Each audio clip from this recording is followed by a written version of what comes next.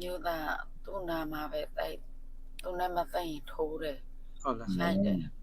ကလေးတွေလည်းအကမခံရိုက်တယ် အော် အဲ့ဒါနဲ့အဲ့လိုမျိုးနဲ့ပဲသူ့နာမှာတိုက်ရင်နဲ့ခလေးကဟိုရ တို့အားလုံးပဲမင်္ဂလာပါခင်ဗျာမျိုးတွေအားလုံးချမ်းသာဒုက္ခအဖြတ်ဖြတ်နဲ့ပြည့်စုံနေပါစေကျွန်တော်ဆုတောင်းပေးပါတယ်ခင်ဗျာယနေ့ကျွန်တော်ကြည့်ရှုသွားမယ့်ဗီဒီယိုလေးကတော့ဒါပထဝီဖြစ်သူမှာဒါကလေးမလေးကိုဒါမတင်းကျင့်သွားတာပေါ့နော်ဒါပထဝီရဒါကျင့်တာပေါ့နော်ကဲကျွန်တော်ဗီဒီယိုအကြားဆုံးလေးကိုတော့ကျွန်တော်ကြည့်ပြီးမှနည်းနည်းပြောကြတာပေါ့နော်ဘယ်လိုဖြစ်လို့ဒါဒီလောက်ဖြစ်သွားတာလဲဆိုတဲ့အကြောင်းပေါ့နော် လာပြီးတော့ကိုကြီးပေးရခြင်းဖြစ်ပါတယ်ခင်ဗျအပြင်မှာဗီဒီယိုရိုက်ရင်မတင်တော်လို့ကျွန်တော်တို့ကဒီမှာခေါ်ပြီးတော့ဗီဒီယိုရိုက်ပြီးတော့ကိုကြီးလိုထမ်းပေးမှာဖြစ်ပါတယ်ခင်ဗျဟောလေမကြီးအခုကအကူကြီးတောင်းတာလေဘာကိစ္စကိုကိုကြီးတောင်းတာလည်းမသိ မသမီးလေးကုံချင်းနေတဲ့ကိစ္စမျိုးကိုညီ မသမီးလေးကအသက်ဘယ်လောက်ရှိပြီလဲဗျ ဆက်တောင်းနေပါစေ 73နှစ်ပဲရှိ ဟုတ် ပြီ ကဲ့ လား လို့ရှိသေးတယ် ဟိုကဘယ်လိုဖြစ်တာလဲမသိဘူးလေကိုဝင်ရလေ ဟိုမနောက်အိမ်တော်နဲ့သမီးလေးနဲ့ရတဲ့ကုံ ဟောဘယ်လိုဖြစ်သွားလဲကိုဝင်ရရောက်သွားတဲ့ taste ဖြစ်သွားတယ် အမျိုးသားသူ့နာမှာပဲတိုက်သူနဲ့မသိရင်ထိုးတယ် ဟုတ်လား ရိုက်တယ်ကလေးတွေလည်းအကမခံရိုက်တယ် အော် အဲ့ဒါနဲ့အဲ့လိုမျိုးနဲ့ပဲသူ့နာမှာတိုက်ရင်နဲ့ခလေးကဟိုရပါတယ် အဲ့ထဲကတည်တင်တာဗျာနော်သူ့နာမှာတိတ်သူ့နာမှာမတိတ်ရင်ထိုးတယ်ကြိတ်တယ်ဆိုတော့ပြောချင်တာသူ့နာမှာတိတ်အောင်သူ့သမီးရင်မှာမဟုတ်ဟာလားပြောချင်တာခလေးဆိုလဲဒါ73နှစ်ဆိုတာကတော့ဘယ်လိုပဲဖြစ်ဖြစ်အပြိုဆောက်ဝင်မဲ့အရွယ်လေးဖြစ်နေပြောချင်တာကိုကမအေးတယောက်မအေးရင်းတယောက်နေနဲ့ကိုကလိုတာအခုဆိုခလေးကဒါမဖြစ်တင်မဲ့ဖြစ်ပြီးတော့ဘိုက်ပါဒါကြီးသွားတယ်ဗောနော်ဒါကတော့ဒါကိုမအေးခရပဲဗျသူ့နာမှာတိတ်သူ့နာမှာတိတ်ဒါ तू ကပထွေးလေဗျပထွေးဆိုတာပထွေးလိုက်သိနေရမှာပဲ ကိုကမသိဘူးဆို तू ဘာလို့ရမှာပြောချင်တာ तू ငကိုတဲ့အကြံရှိလို့ဒီလိုလောက်တာဟုတ်တယ်မလားကျွန်တော်ပြောချင်တာ ဟုတ်ပြီအဲ့ဒီခါကျတော့အမကဒီသားသမီးနားမှာအမြဲတမ်းရှိနေတာမဟုတ်ဘူးလားဘယ်လိုဖြစ်တာလဲအမြဲတမ်းမရှိဘူးလားဘယ်လိုအချိန်မှာဘယ်လိုဖြစ်သွားတာလဲ ခလေးကျမလောဘချစ်တဲ့အချိန်တော့ကျတော့ငါဘက်တွေမှလောဘလိုက်ချစ်တဲ့ခလေးလည်းချစ်တဲ့ဒါမဲ့ခလေးကိုပြန်လွတ်ပေးတဲ့အချိန်တွေလည်းရှိတယ်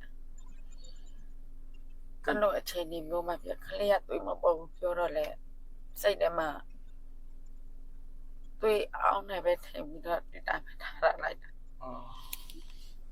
ဘူးတော့ဖြစ်တယ်မယ်ပြော ဟုတ်ပါမယ်နော်သမီးလေးကရော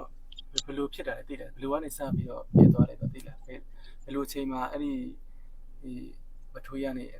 နိုင်ကျင့်သွားတယ်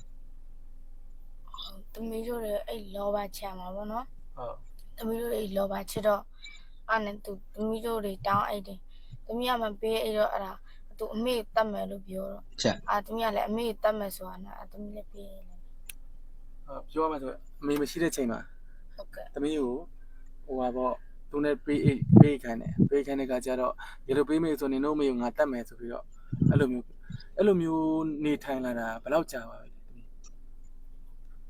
3-4 ကားလောက်တော့ရှိ 3-4ခေါက်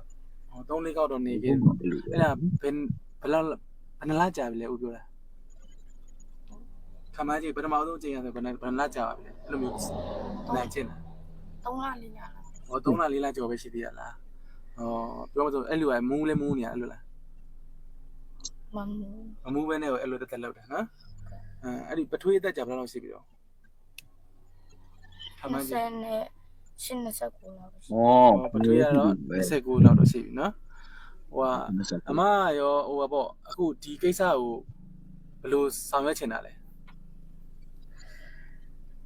အမတော့တာမီလေးတွေသူနဲ့အတူတူမနေတော့ဘဲနဲ့တနေရာမှာအခြေချပြီးတော့လောက်ကင်စားတော့ပြီးတော့ပဲဆက်မြုပ်လိုက်တော့မယ်လို့စဉ်းစားတယ်ဒီကလေးပိုက်တော့ ဒီပေါ့ဒီလိုကိစ္စမျိုးကြလဲကျွန်တော်လည်းအများကြီးလည်းမမေးချင်ဘူးလေနော်အများကြီးမေးချင်တာပြောရမယ်ဆိုရင်အလူကျွန်တော်လည်းသူများလှူပေးတဲ့ပတ်စံလေးတွေကိုပြန်လှူရတာဖြစ်တဲ့အတွက်ဗီဒီယိုလည်းအများကြီးမရိုက်ချင်ဘူးနော်ဖြစ်စဉ်ကကြတော့ဘယ်လိုဖြစ်လဲဆိုတော့ဟိုဒါချင်းချောက်မှုလည်းပါတယ်ဒါလည်းဆိုရင်ဟိုတရားဥပဒေနဲ့မညီညွတ်ဘူးပေါ့နော်ဟိုကလေးကိုအမေကိုတတ်မယ်သူနဲ့အတူအဲ့ရင်အမေကိုတတ်မယ်ဆိုပြီးချင်းချောက်ပြီးတော့အတူနေခိုင်းတာနေခိုင်းပြီးတော့အခုကိုဝင်ရှိလာတဲ့ခါကျတော့အမက तू ကတော့မသိသေးဘူးမလားကိုဝင်ရှိလာတာ တိပြီးပြောတဲ့ခါကျတော့ဘာပြောလဲ ဝေးပြီးတော့တဲ့ငါ ဒါဆိုဒီလူကတိမတက်ကိုအကုန်လုံးကိုဘယ်လိုပြောမလဲ လူဘာဝတာ မိုက်ရိုင်းတယ်လို့ပဲနော်ပြောရမှာဆိုကလေးကလေးမွေးလိုက်မွေးပြီးရင်လိုက်ဟိုပတ်ဝန်းကျင်မှာကြတော့ငါတို့နှစ်ယောက် သူကမအေရောသမီးရောပေါင်းမဲ့ဆိုတဲ့စိတ်မျိုးလူဘာဝတာဗောနော်လူဘာဝတာအားကြောင့်မို့ပြောတာဗောမိသားစုတစုမှာအိမ်အောင်ဦးစီးအဓိကပဲအိမ်အောင်ဦးစီးပြိုလဲဝိုင်းရင်အဲ့ဒီအိမ်ကမလုံးချုံတော့အခုအဆိုးဆုံးကမေအိမ်တော့လက်ပါသွားတဲ့သမီးမိန်းကလေးတွေအဆိုးဆုံးပဲသူတို့ရဲ့ဘဝဘာဖြစ်တော့ပထွေးဆိုတဲ့မျိုးကပထွေးတိုင်းတော့မဆိုလို့ဒါပေမဲ့အများစုကတော့ကျွန်တော်တို့ကိလေသာစိတ်ကင်းတဲ့လူတွေတယောက်မှမပေါ့မပါတဲ့အတွက်ဟိုရှိပါတယ်ဖေထက်ကောင်းတဲ့ပထွေးတွေအများကြီးရှိပါတယ်ဒါပေမဲ့သူနာပထွေးရလဲအသက်လည်း28ဆိုတော့လူငယ်ပိုင်းလောက်ပဲရှိတယ်ခလေးလေးကလည်း73 74ဆိုတော့ဒါမဖြစ်တင်မဲ့ဖြစ်သွားတာတော့မဟုတ်ဘူးဖြစ်တင်လို့ဖြစ်သွားတာဘာကြောင့်လဲဟိုကောင်ကဖြစ်ချင်နေလို့ဖြစ်သွားမအေနဲ့လည်းဒါမအေကိုလည်းချင်းချောက်တော့ခလေးဆိုတော့ဗာသိမှာလေဗျာမအေကိုချင်းချောက်သူ့မအေကိုဆိုတော့လေထိကဘာကြီးကဘာဖြစ်သွားမှာကြောက်လို့ဒါလိုက်လေရောပေးလိုက်ရတယ်ပေါ့နော်တော်တော်လေးဟိုမှာအကြောင်းပြောတော့အဆိုးဆုံးကတော့ဒါမအေနောက်ပါသွားတဲ့သမီးမိန်းကလေးတွေကဒီပထွေးရံကတော့ကျွန်တော်တို့အမတန်ကိုမှကြောက်ဖို့ကောင်းတယ်ပေါ့နော် ကလေးဆိုပြီးပြောလိုက်အဲ့လိုမျိုးလို့ပြောတာပေါ့နော်အဲ့ခါကျတော့အမမခံနိုင်နိုင်တော့ဘူးပေါ့ဟိုဒါတွေတိုင်တန်းတာတွေပဲမလုပ်ချင်ဘူးလားပါ ခလေးတွေကတော့မလောက်ခိုင်းရှာကြွေးခဲ့တဲ့ကျေးဇူးရှိတယ်ခါရလိုက်တော့မေးအဝေးပဲထွက်သွားမယ်တဲ့ ဒီအိမ်အောင်ကြာတာကရောအမနောက်အိမ်အောင်ပြုတ်တာဘယ်နှစ်ကြာပါပြီလဲ ဒီတဲ့ဘာလား73ရက်ဆို9နှစ်ပြည့်ပြီ ပြောရမှာဆိုကလေးဘဝတွေကသူကနေလာတာပါနော် ဟုတ်ကြတယ်ဗျာ 9နှစ်ပြည့်ပါပြီနော်အဲ့လိုလားပြောရမှာဆိုရင်တော့ဟိုပြဿနာတွေလည်းမလုပ်ချင်တော့ဘူးအမှုတွေလည်းမဖွင့်ချင်တော့ဘူးဖြစ်ချင်တာကတော့ဒီကနေပြီးတော့အမြန်ဆုံးထွက်သွားသူနဲ့ဝေးရတော့တခြားနေရာမှာဇက်မြုပ်ပြီးတော့ဒီကလေးကိုရောမွေးဖွားမယ်လို့စိတ်ကူးရှိတာလား ချောင်းသက်လူလကောလာတဲ့ကလေး ဝေးလိုက်တော့ပဲလို့ဆို ဝေးလိုက်တော့မယ်နော်ဟိုဘာပြောအပြစ်မရှိတဲ့ကလေးဆိုပြီးတော့မွေးထုတ်လိုက်မယ်မွေးထုတ်ပြီးတော့မှဟိုတနေရာမှာအခြေချပြီးတော့ဟိုဘဝကိုရက်တည်မှာပေါ့နော် ဟုတ်ကဲ့ ဒါတွေက ဟုတ်ပါပြီအဲ့ဆိုကျွန်တော်လည်းဘယ်လိုပြောမလဲဆိုတော့ပြောရမှန်းတော့မသိတော့ပါဘူးပြောရမှလည်းကျွန်တော်ဒါမျိုးလေးလည်းတိတ်မကြုံဘူးဆိုရင်လေကြုံတာလည်းဒီလိုအရန်ကြီးကလေးတွေထိခိုက်နေမှာဆိုလို့ဟိုအရန်ကြီးဗီဒီယိုမရိုက်တော့เนาะအဲ့တော့အလူရှင်လေးတွေရှိတယ်လူပေးလိုက်မယ်နော်ဟိုလေအလူရှင်လေးတွေကကြတော့16ရက်3လ2025တွင်ကြာရောက်သောအမေရိကန်နိုင်ငံကယ်လီဖိုးနီးယားပြည်နယ်ဆန်ဟိုဆေးနေဖေဖေကူနောင်နောင်မေမေမအေးမွန်နိုဤတာ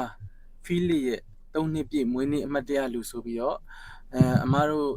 သားမိတွေပေါ့နော်ဟိုသားမိမိသားစုတွေ